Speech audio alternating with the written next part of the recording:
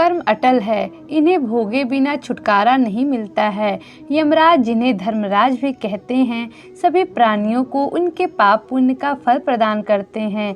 लेकिन जब उनसे कोई गलती हो जाए तो क्या उन्हें माफ किया जा सकता है? नहीं, कभी नहीं। एक गलत कर्म से यमराज को भी दासी पुत्र विदुर के रूप में जन्म लेना पड़ा। यमराज धर्मराज को किस कर्म फल के कारण दासी पुत्र विदुर के रूप में जन्म लेना पड़ा? एक बार कुछ चोर राजकोष से चोरी कर भाग रहे थे और राजा के सैनिक उनका पीछा कर रहे थे।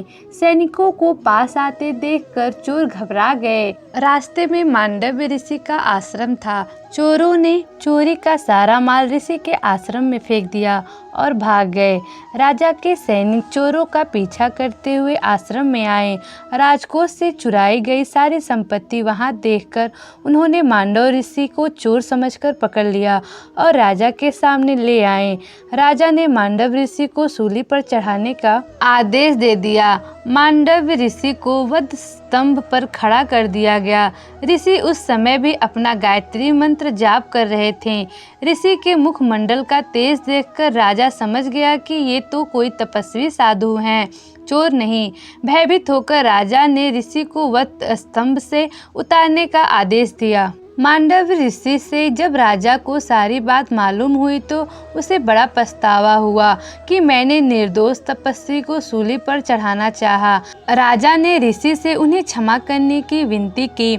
मांडव ऋषि ने कहा, राजा, मैं तुम्हें क्षमा कर दूंगा, परंतु मैं धर्म कर्म के मूल साक्षी धर्मराज से पूछूंगा कि मुझ निर्दोष को ऐसा दंड क्यों मिला। मैं यमराज को क्षमा नहीं कर सकता, मैं उसे दंड अवश्य दूंगा। कितना तेजस्वी होता था भारत का संत समाज, जो एक न्यायाधीश से ही उत्तर मांगने जा रहा है। मांडव्य ऋषि ने यमराज की सभा में जाकर पूछा, बताओ धर्मराज, जब मैंने कोई पाप किया ही नहीं तो मुझे सूली पर क्यों चढ़ाया गया? यह मेरे किस पाप की सजा थी? धर्मराज घबरा गए।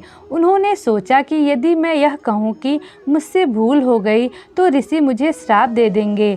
अतः उन्होंने कह दिया कि जब आप बच्चे थे तब आपने एक तितली को काटा चुभाया था, यह उसी पाप की सजा है।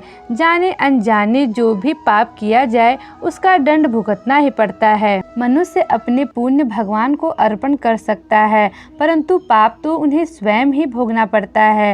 मांडव्य ऋषि ने यमराज से कहा, शास्त्र की आज्ञा है कि यदि अज्ञान से कोई मनुष्य पाप कर दे तो उसकी सजा उसे स्वप्न में दी जाए।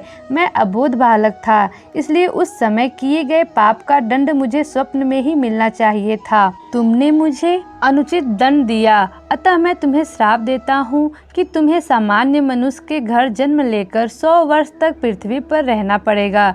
इस प्रकार मांडव्य ऋषि के श्राप के कारण यमराज को विदुर के रूप में दासी के घर जन्म लेना पड़ा। सबको अपने कर्म का फल अवश्य भोगना पड़ता है। ब्रह्मा आदि सभी देवता भी कर्म के वश में हैं और अपने किए कर्मों के फल स्वरूप सुख दुख प्राप्त करते हैं।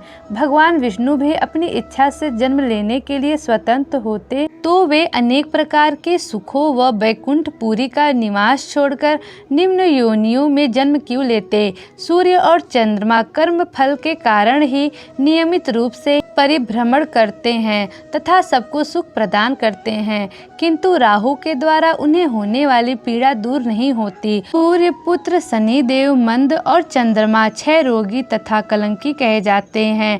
भगवान विष्णु को रामावतार ग्रहण करके वनवास का दारुण कष्ट, सीता हरण का महान दुख, रावण से युद्ध व पत्नी परित्याग की असीम वेदना सहनी पड़ी। उसी प्रकार कृष्णावतार में बंदी गृह में जन्म, गोकुल गमन, गोचारण, कंस वध और फिर द्वारका के लिए प्रस्थान आदि अनेक सांसारिक दुखों को भोगना पड़ा। रामावतार के समय देवता कर्म बंधन के कारण वानर बने थे और कृष्णावतार में भी कृष्ण की सहायता के लिए देवता यादव बने थे। समस्त जीवों को अपने द्वारा किए गए शुभ अथवा अशुभ कर्मों का फल निश्चित रूप से भोगना ही पड़ता है।